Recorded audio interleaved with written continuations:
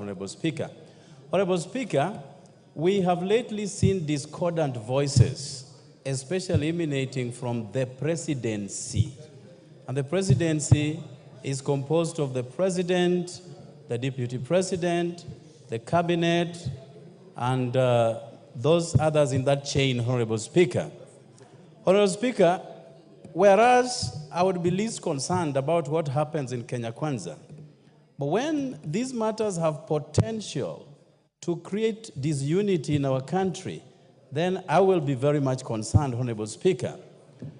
In Bungoma, where you played a very good host to the most successful Madaraka Days ever in this country, I did realize, Honorable Speaker, that 40 minutes later, when the president had sat down, the deputy president showed up.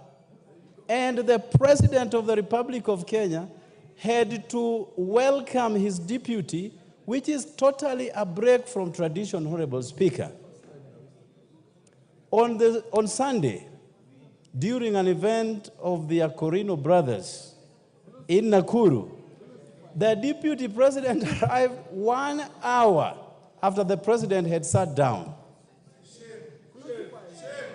And just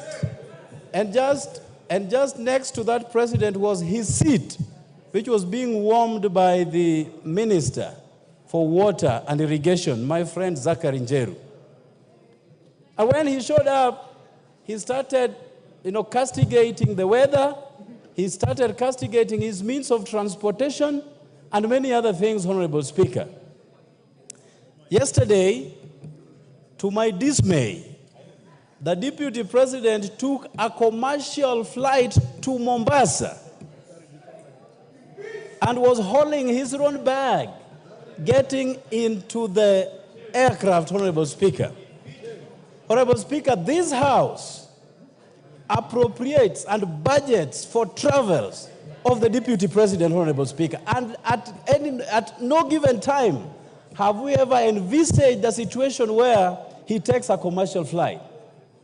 But if he takes solace out of commercial flights, then it is upon and incumbent upon this House to reduce his travels by 95%, because we know what is being charged by commercial flights and the rates that are being charged by chartered flights, Honorable Speaker.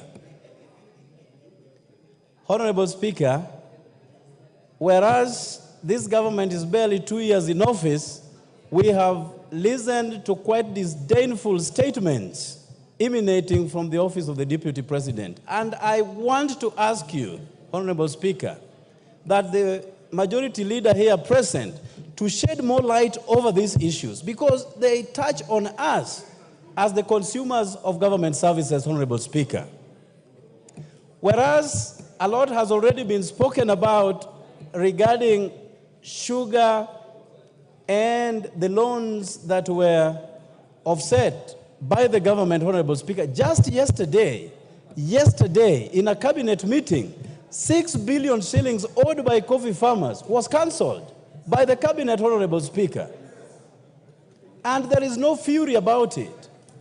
But when the same government cancels debts owed by government-owned sugar mills, then it becomes a matter of concern by one particular governor of Nyeri, Honorable Speaker, who has since abrogated himself the role of a spokesperson of somebody else, Honorable Speaker.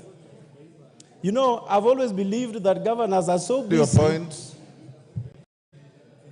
I've always believed, Honorable Speaker, that governors are too busy to even indulge in issues holding brief for others, Honorable Speaker.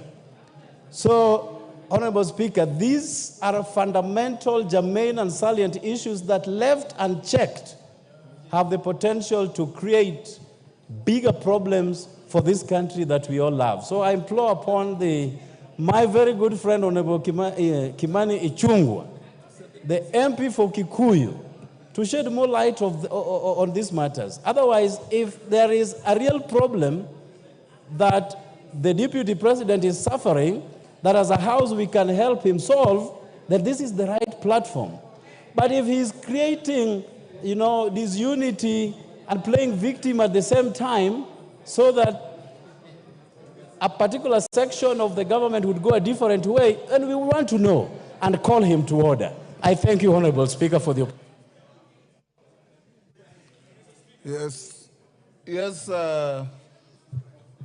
member for Kahawa. Mr. Speaker.